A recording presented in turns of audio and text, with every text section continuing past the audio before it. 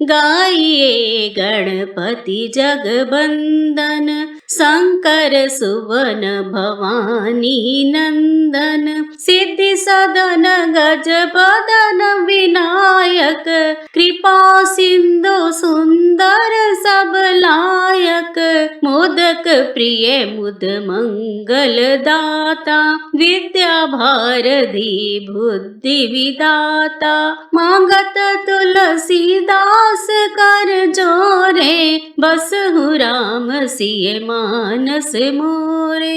बसहु राम सिय मानस मोरे। राधे राधे। आप सुन रहे हैं भगवान श्री गणेश का जन्म वृत्तांत तथा दिव्य चरित्र। श्वेत कल्प में घटित हुई गणेश जन्म कथा में कृपालु शंकर ने ही उनका मस्तक काट लिया था। इस विषय में संदेह नहीं करना चाहिए, क्योंकि भगवान शंभु कल्याणकारी, सृष्टिकर्ता और सबके स्वामी हैं। वे ही सगुण और निर्गुण भी हैं। उन्हीं की लीला से सारे विश्व की सृष्टि, रक्षा और विनाश होता है। गणेश जी के जन्म की कथा इस प्रकार है। एक समय माता पार्वती की जय विजय नाम की सखियां उनके पास आकर विचार करने लगी। वे कहने लगी, सभी गण रुद्र के ही हैं। नंदी, भृंगी आदि भी शिव के ही आज्ञा पालन में तत्पर रहते हैं। जितने भी असंख्य प्रथम गण हैं, वे सभी शिव आज्ञा प्रायण होकर द्वार पर खड़े रहते हैं। इसलिए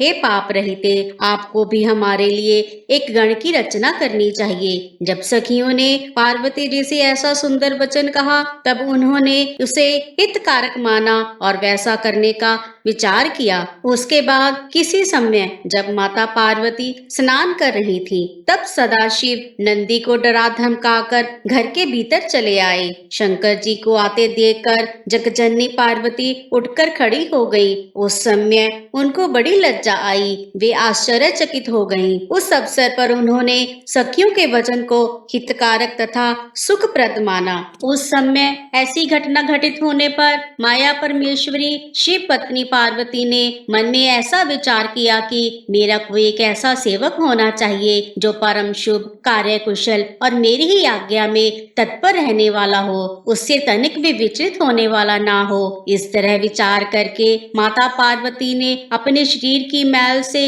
एक ऐसे चेतन पुरुष का निर्माण किया जो संपूर्ण शुभ लक्षणों से संयुक्त था। उसके सभी अंग सुंदर तथा दोष रहित थे। उसका वह शरीर विशाल, परम शोभायमान और महान बल परिक्रमा से संपन्न था। देवी ने उसे अनेक प्रकार के वस्त्र, अलग अलग प्रकार के आभूषण और बहुत सा उत्तम आशीर्वाद देकर कहा, तुम मेरे पुत्र हो, मेरे अपने ही हो। तुम्हारे समान प्यारा मेरा यहाँ कोई दूसरा नहीं है। माता पार्वती की ऐसा कहने पर वह पुरुष उन्हें नमस्कार करके बोला, माँ, आज आपको कौन सा कार्य आ पड़ा है, सो मुझे कहिए, मैं आपके कहे अनुसार उसे पूरा करूँगा। गणेश जी की ऐसे पूछने पर माता पार्वती ने कहा, तात, तुम मेरे पुत्र हो, मेरे अपने ही हो, इसलिए तुम मेरी बात ध्यान से सुनो।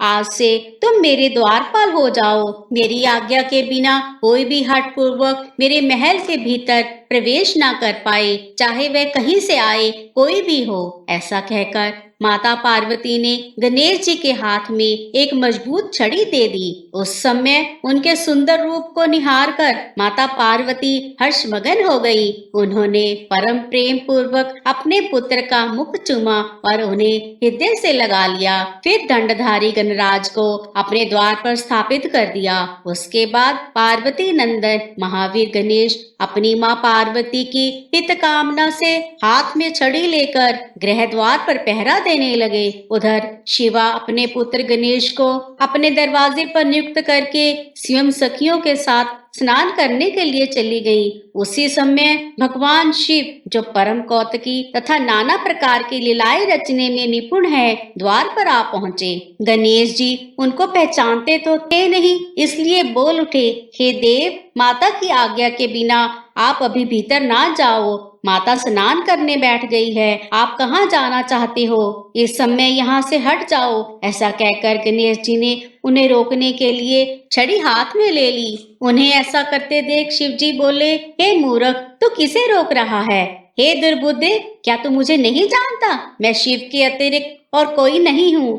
फिर महेश्वर के गण उसे समझाकर हटाने के लिए वहां आए और गणेश से बोले, सुनो, हम मुख्य शिवगण ही द्वारपाल हैं और सर्वव्यापी भगवान शंकर की आज्ञा से तुम्हें हटाने के लिए यहाँ आए हैं। तुम्हें भी गण समझकर हम लोगों ने मारा नहीं है, अन्यथा तुम कब के मर गए होते। अब कुशल इसी में है, तुम स्वयं ही दूर हट जाओ, क्यों व्यर्थ में अपनी मृत्यु को बुला रहे हो। यूं कहे जाने पर भी गिरिजानंदन गणेश निर्भय ही बने रहे। उन्होंने शिवगणों को फटकारा और दरवाजे को नहीं छोड़ा। तब उन शिवगणों ने शिवजी के पास जाकर सारा वृतांत उन्हें सुनाया।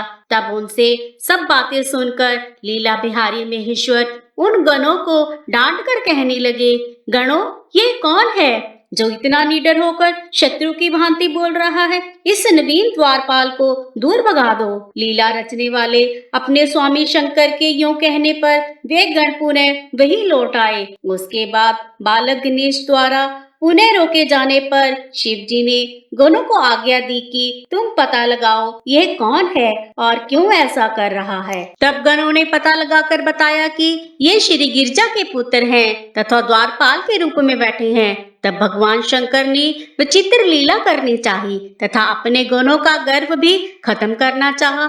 इसलिए गणों को तथा देवताओं को बुलाकर गणेश जी से भीषण युद्ध करवाया, पर कोई भी बालक गणेश को पराजित न कर सका। तब स्वयं शूलमणि महेश्वर वहां आए। गणेश जी ने अपनी माँ के चरणों का स्मरण किया। तब शक्ति ने उन्हें बल प्रदान किया। सभी देवता शिवजी के पक्ष में आ गए।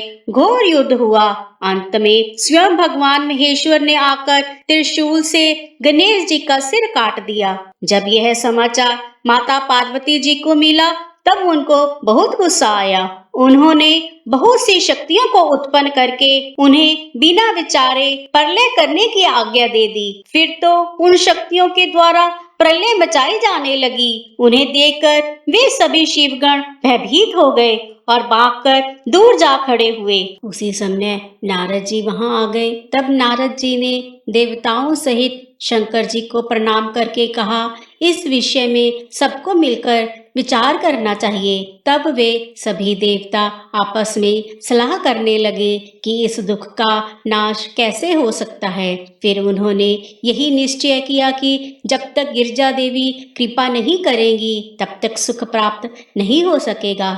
अब इस विषय में और विचार करना व्यर्थ है। ऐसी धारणा करके नारद जी सहित सभी देवता और ऋषि भगवती शिवा के निकट गए और क्रोध की शांति के लिए उन्हें प्रसन्न करने लगे। उन्होंने प्रेम पूर्वक उन्हें प्रसन्न करते हुए अनेकों स्तोत्रों द्वारा उनकी स्तुति करके बारंबार उनके चरणों में अभिवादन किया। फिर देवगण की आज्ञा से ऋषि बोले, हे जगदम्बे, तुम्हें नमस्कार है। हे शिव पत्नी, तुम्हें प्रणाम है। हे चंडिके, तुम्हारा अभिवादन प्राप्त हो। हे कल्याणी, तुम्हें बारंबार प्रणाम है। हे अम्बे, तुम ही आदि शक्ति हो। तुम ही सदा सारी सृष्टि की निर्माण करता, पालिका शक्ति और संहार करने वाली हो। तुम्हारे कोप से सारी त्रिलोकी विफल हो रही है, इसलिए अब प्रसन्न हो जाओ और क्रोध को शांत करो। हे देवी, हम लोग तुम्हारे चरणों में मस्तक झुकाते हैं। तब सब ऋषियों द्वारा स्तुति किए जाने पर भी पार्वती देवी ने उनकी ओर क्रोध भरी दृष्टि से ही देखा, किंतु कुछ कहा नहीं।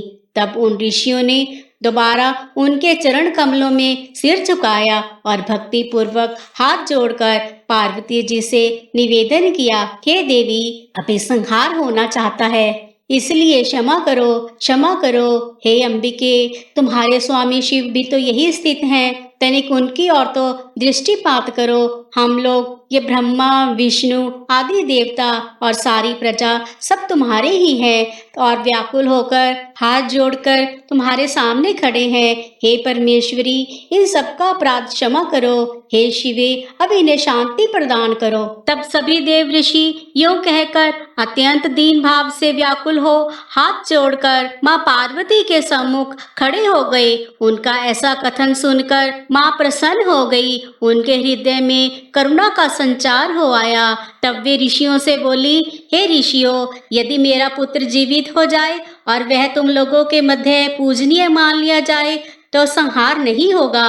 जब तुम लोग उसे सर्वाध्यक्ष का पद प्रदान कर दोगे तभी लोक में शांति हो सकती है, अन्यथा तुम्हें सुख नहीं प्राप्त हो सकता। तब पार्वती जी के यूं कहने पर सभी ऋषियों ने उन देवताओं के पास आकर सारा वृतांत कह सुनाया। उसे सुनकर इंद्र आदि सभी देवताओं के चेहरे पर उदासी छा गई।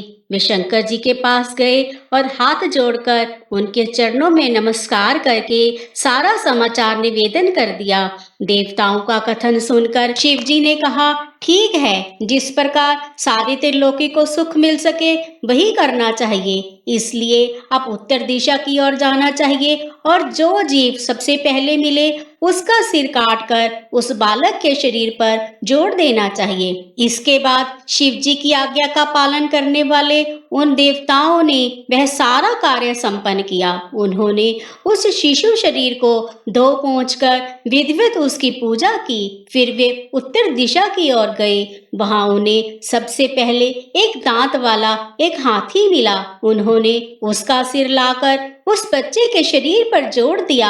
हाथी के उस सिर को जोड़ देने के पश्चात सभी देवताओं ने भगवान शिव आदि को प्रणाम करके कहा कि हम लोगों ने अपना काम पूरा कर दिया है, अब जो करना शेष है उसे आप ही पूर्ण करें। तब ब्रह्मा विष्णु आदि सभी देवता अपने स्वामी निर्गुण स्वरूप भगवान शंकर को प्रणाम करके बोले, हे स्वामी, आप महात्मा के जिस तेज से हम सभी उत्पन्न हुए हैं, आपका वही तेज वेद मंत्र के अभियोग से इस बालक में प्रवेश करें। इस प्रकार सभी देवताओं ने मिलकर वेद मंत्र द्वारा जल को अभिमंत्रित किया। फिर शिव जी का स्मरण करके उस उत्तम जल को बालक के शरीर पर छिड़क दिया। उस जल का स्पर्श होते ही वह बालक शिव इच्छा से शीघ्र ही चेतना युक्त होकर जीवित हो गया और सोए हुए की तरह उठ बैठा। वह सौभाग्यशाली बालक अत्यंत सुंदर था। उसका मुख हाथी का सा था, शरीर का रंग हरा लाल था, चेहरे पर प्रसन्नता खेल रही थी, उसकी आकृति कमनीय थी और उसकी सुंदर प्रभा फैल रही थी। उस बालक को जीवित देखकर वहां उपस्थित सभी लोग आनंद मगन हो गए और सारा दुख विलीन हो गया। तब हर्ष विभोर होकर सभी लोगों ने उस बालक को पार्वती जी को दिखाया। अपने पुत्र को जीवित देखकर पार्वती जी अति प्रसन्न हुई। तो यह थी गणेश जी के जन्म की कथा। हर हर महादेव।